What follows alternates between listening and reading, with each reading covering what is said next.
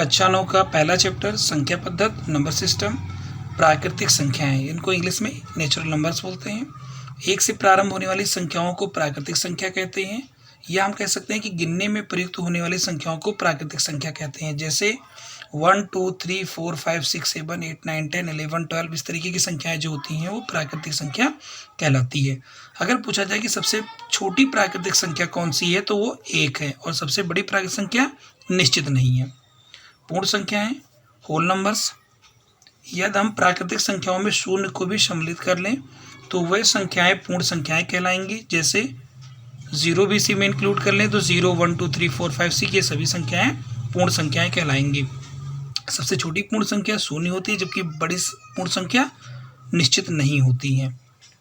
इसी तरीके से हम देखेंगे पूर्णांक के बारे में। पूर्णांक यानी इंटीजर्स, यदि पूर्ण संख्याओं में प्राकृतिक संख्याओं का ऋणात्मक मान भी सम्मिलित किया जाए तो ऐसी संख्याएं पूर्णांक होंगी। जैसे 0 1 2 3 4 5 6, और इसी तरीके से 1 2 3 4 5 6 का निगेटिव ले लें तो ये जो संख्याएं होंगी इनको हम पूर्णांक कहते हैं। पूर्णांक वैसे दो प्रकार के होते हैं, एक धन पूर्णांक और एक ऋण पूर्णांक। धन पूर्णांक यानी 1 2 3 4 5 6 7 8 9 10 ये सब धन पूर्णांक होते हैं, और माइनस इधर की जितनी संख्याएं उनको ऋण पूर्णांक कहेंगे।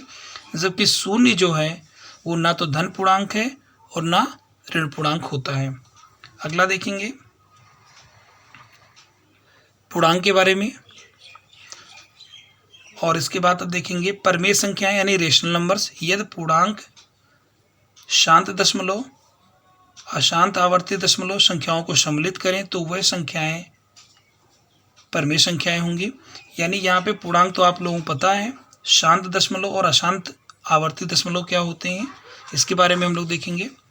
जैसे जब किसी भी संख्या से यानी 5 को से हम अगर हम 8 को भाग करते हैं तो 5 × 9 5, 3 आया, दशमलव लगाया गया, 0 बढ़ा, 5 × 30। तो अगर वो पूर्णतः कुछ अंकों के बाद में विभाजित हो जाता है दशमलव के कुछ अंकों के बाद में, तो ऐसी संख्याओं को हम शांत दशमलव बोलते हैं। शांत दशमलव संख्या। जबकि अगर हम 10 को 3 से भाग करके देखें, 3 त्रिक का 9, 1 आएगा, दशमलव लगाएंगे 0, 3 त्रिक का 9, फिर 1 आएगा, दशमलव लगाए 0 बढ़ाएंगे, 3 त्रिक का 9। इस तरीके से ये प्रक्रिया पूरी चलती रहती है, तो इसे हम बोलते हैं अशांत आवर्ती दशमलव। क्योंकि आवर्ती का मतलब रिपीट हो रहा है, इसमें 3 जो है रिपीट हो रहा है, कोई भी अंक लगातार रिपीट हो रहा है तो उसे हम आवर्ती बोलते हैं, और ये खत्म नहीं हो रहा है, इसका मतलब अशांत आवर्ती है। तो शांत दशमलव वाली संख्या यानी इस तरीके की संख्या है, और इस तरीके की भी संख्या यानी 10/3 जो है ये, या 8/5, इनको हम परमेय संख्या कहते हैं।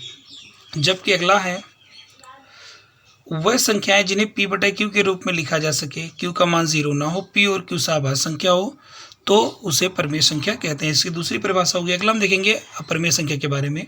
तो जो संख्या परमेय नहीं होती हैं वो अपरमेय संख्या होती हैं, यानी अशांत अनावर्ती दशमलव संख्या को अपरमेय संख्या कहते हैं।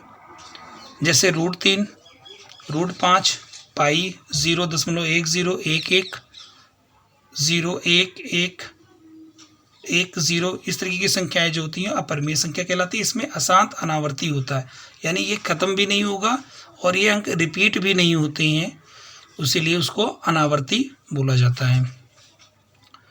अब अगला देखेंगे हम वास्तविक संख्या के बारे में।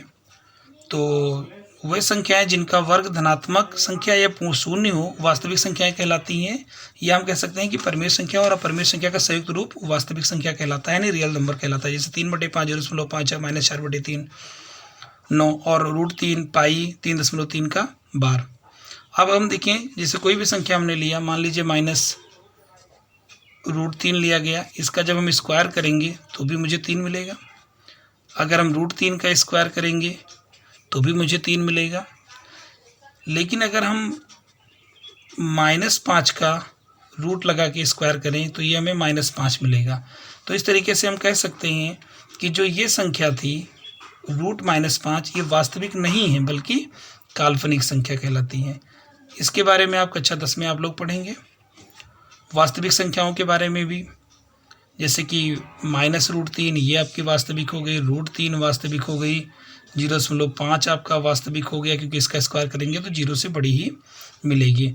0 भी वास्तविक संख्या क्योंकि 0 का जब स्क्वायर करेंगे तो 0 ही मिलेगा।